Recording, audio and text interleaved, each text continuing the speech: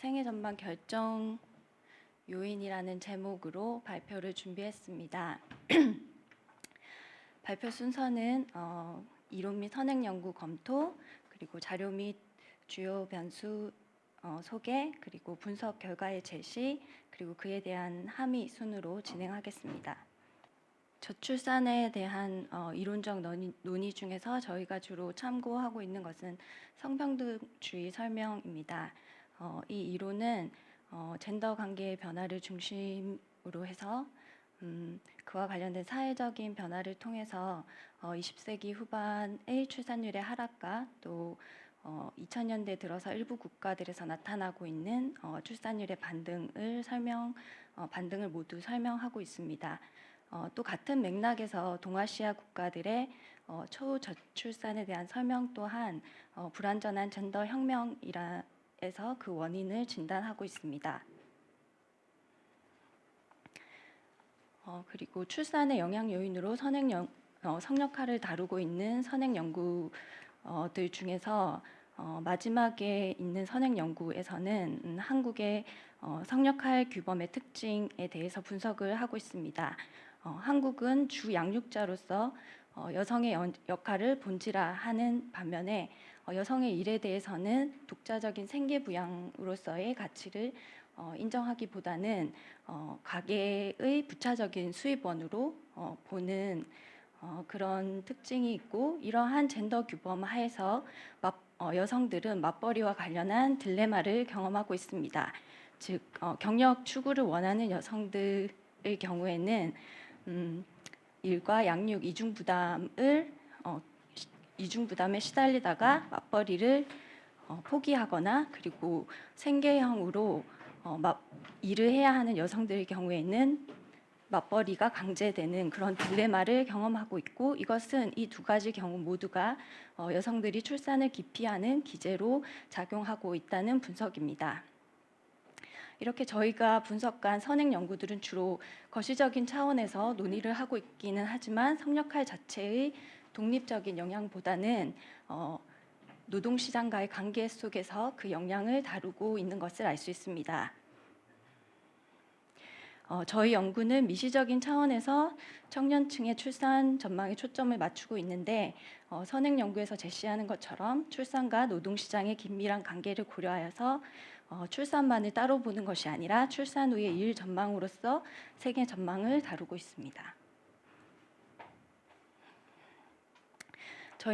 저희가 사용한 자료는 2019년도 만 20세에서 39세 6,350명의 청년을 대상으로 한 온라인 설문조사 결과를 분석하였고, 실제 분석 대상은 현재 자녀가 없는 4,715명으로 제한을 하였습니다. 그리고 종속 변수로는 향후 출산 의향을 묻는 문항과 그리고 출산 후에 희망하는 근무 형태를 묻는 문항을 조합하여서 생애 전망 유형 변수를 재구성하였고, 아래 보시는 것처럼 무자녀 전망, 출산 후 평등 성역할 전망, 그리고 출산 후 전통 성역할 전망, 이렇게 세 가지로 범주화하였습니다. 그리고 주요 설명 변수는 성역할과 가족과 관련된 25개의 문항에 대해서 전체 6,350명의 응답을 활용하여서 잠재 집단 분석을 하였고, 그 결과에 기반을 해서 이렇게 보시는 것처럼 세 가지 평등, 중도, 전통 가치관으로 범주화하였습니다. 그리고 통제 변수로는 계층 변수로 교육 수준과 주관적인 계층 평가, 그리고 연령, 취업 상태, 거주 지역을 함께 고려하였습니다. 분석 방법은 이 세 가지 범주의 생애 전망 유형을 종속 변수로 하는 다항 로직 분석을 하였습니다. 우선 생애 전망 유형 변수를 구성한 방식에 대해서 먼저 설명을 드리면, 향후 출산 의향과 출산 후에 희망하는 근무 형태를 묻는 문항을 조합했을 때 이렇게 6가지의 유형이 나옵니다.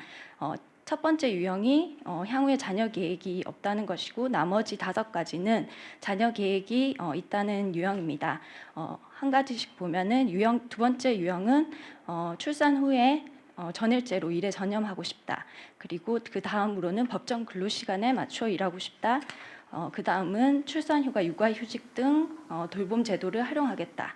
그리고 그 다음이 시간제로 일하고 싶다, 마지막이 출산 후에는 일을 안 하고 싶다. 이 6가지 유형이 나오고 이 유형별로 성별에 따라서 분포를 살펴보면 여성과 남성 모두 출산과 자녀 전망 자체가 없는 첫 번째 유형이 50%가 넘을 정도로 가장 큰 비중을 차지했습니다.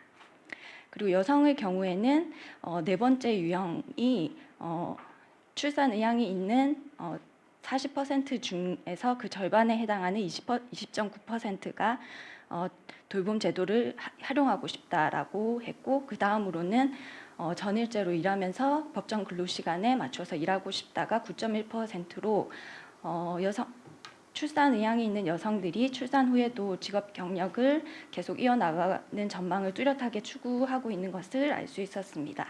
그리고 남성의 경우에는 출산 의향이 있는 50% 중에서 14.4%가 돌봄 제도를 활용하고 싶다라고 해서 두 번째 유형인 일에 전념하겠다라는 것보다 더 큰 비중을 차지해서 남성들 또한 자신의 역할을 생계부양자로서만 제한하는 것이 아니라 자녀 돌봄을 위해서 일을 조정하겠다라는 그런 전망을 추구하는 것을 확인할 수 있었습니다. 이 6가지 유형을 추후의 분석의 간결성을 위해서 성별 해석의 차이를 고려해서 3가지 유형으로 재구성하였습니다. 우선 첫 번째, 향후 자녀 계획이 없다는 것은 여성과 남성 모두 무자녀 전망으로 이름을 붙였고, 여성의 경우에는 출산 후에 전일제로 일하겠다고 한 두 번째부터 네 번째 유형을 출산 후 평등 성역할 전망으로 하나로 합쳤고, 그리고 시간제로 일하겠다, 그리고 일을 하지 않겠다라는 것을 전통 성역할 전망으로 하나로 합쳤습니다. 그리고 남성의 경우에는 이것과는 좀 다른 방식으로 전일제로 일에 전념하겠다, 법정 근로시간에 맞추어서 일하겠다는 것을 전통 성역할 전망으로 하나로 합쳤고, 그리고 나머지 돌봄 제도를 활용하겠다, 일을 조정하겠다라는 3가지 선택지를 평등 성역할 전망으로 하나로 합쳤습니다.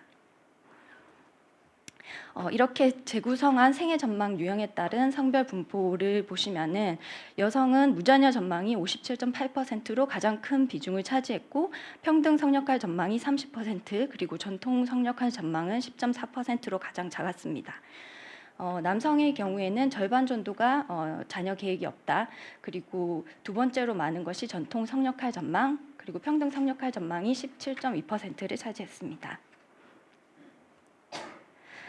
다음으로 주요 설명 변수인 가치관 변수를 구성한 방식에 대해서 설명을 드리면, 밑에 각 줄을 보시면 결혼 제도의 중요성, 결혼 제도를 넘어선 친밀성에 대한 동의 정도, 삶이 충만하려면 결혼과 자녀가 필요하다는 것에 대한 동의 정도, 남성 상위사에 대한 동의, 그리고 성역할 평등, 자녀에게는 일하지 않는 엄마가 필요하다. 이 6가지 범주에 대해서 범주에 대한 25개의 문항을 활용을 해서 잠재 집단 분석을 하였고요. 그 결과 가장 모형의 적합도가 높은 결과가 3가지 집단으로 나누는 그 결과였는데, 그 결과를 채택해서 각각의 문항에 대한 평균적인 응답값을 보여주는 것이 이 그림입니다. 우선 가장 진한 실선을 보시면은 결혼 제도의 중요성, 그리고 삶이 충만하려면 결혼과 자녀가 필요하다, 남성 상위 사회에 대한 동의 정도, 그리고 자녀에게는 일하지 않는 엄마가 필요하다라는 응답에 대해서 동의 정도가 매우 낮은 반면에 대안적인 친밀성에 대한 동의 정도, 그리고 성역할 평등에 대한 동의 정도는 높아서 이 실선으로 된 집단을 평등 가치관이라고 이름을 붙였고, 그리고 점선으로 된 응답 경향의 경우에는 평등 가치관과 가장 먼 거리에 있고, 또 그 대척점에 있기 때문에 이를 전통 가치관이라고 이름을 붙이고, 또 실선의 경우에는 전반적으로는 전통적인 가치관과 응답 경향이 비슷하지만 일부 문항에 대해서 삶이